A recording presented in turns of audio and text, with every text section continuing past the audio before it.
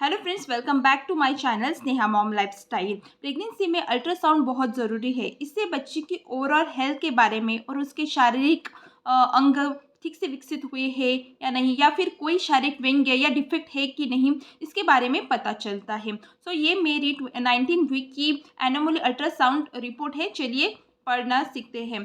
तो जब भी आप अल्ट्रासाउंड रिपोर्ट पढ़ते हैं तो सबसे पहले आपको दिखाई देती है वो LMP है, यानी लास्ट मिनिस्ट्रियल पीरियड डेट होती है। फिर जेस्टरनल एज आपको पता चलता है कि बेबी कितने वीक का है।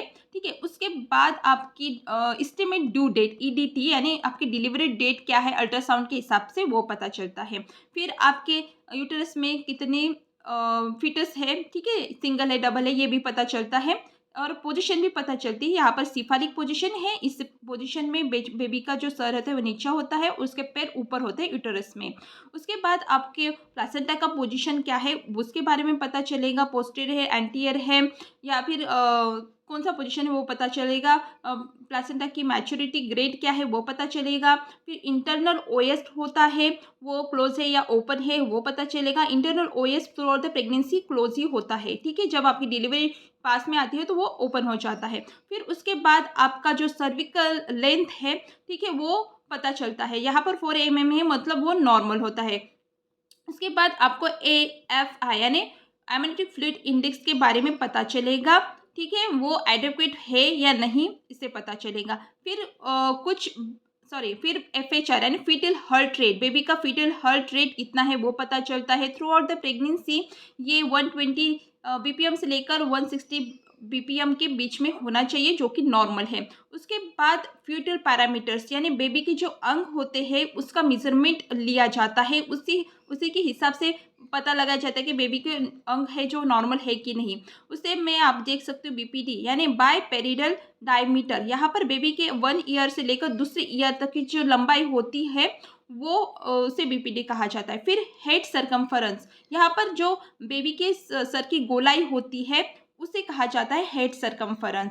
उसके बाद आप देख सकते हो ABD सरकमफरेंस यानी बेबी का जो पेट की गोलाई होती है उसको ABD कहा जाता है। फिर फ्यूमरल लेंथ, ठीक है, ये बेबी की जांघ की हड्डी की लंबाई होती है। उसके बाद टिबियल लेंथ, ये बेबी की जो घुटने से लेकर टखने तक मतलब एंकल तक जो हड्डी होती है सबसे लंबी उसका लेंथ होता है।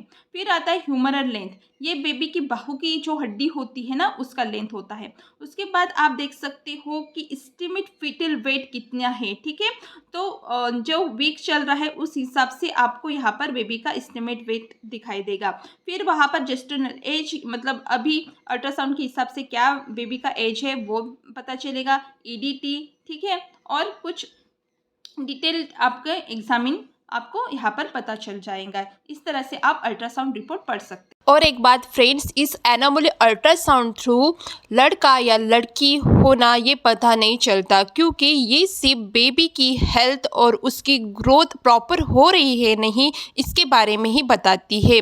बेबी जेंडर के लिए एक स्पेशल अल्ट्रासाउंड करवाई जाती है जो कि हमारे इंडिया में टोटली बैन है, वो विदेशों में ही करवाई जाती है। कुछ कंट्रीज़ में, हमारी इंडिया में अल्ट्रासाउंड बेबी जेंडर फाइंड करने के लिए टोटली बैन है।